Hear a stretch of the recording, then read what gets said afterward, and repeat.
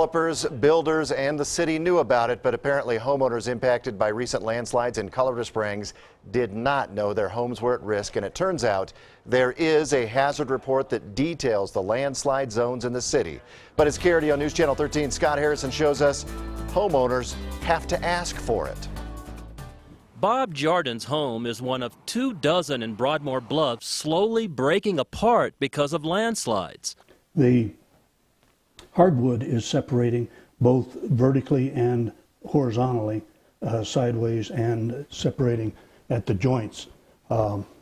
These were all tight 2 months ago. No one told him this would happen when he bought his home 10 years ago. It looks to me as though the potential for disaster was totally ignored for, if I could use the word, greed. That's just basically what it amounts to. Despite the landslide risk, Jardin says homes are still being built here. It just is extremely, extremely distressing that our government failed.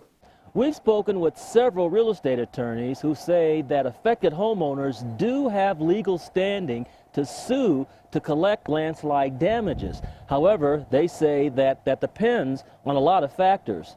And homeowner Bob Jardin says he and others have already contacted attorneys who have told them the statute of limitations involving those factors have already expired. The head of the local Home Builders Association says since 1996, homes in landslide zones are required to have geologic hazard reports.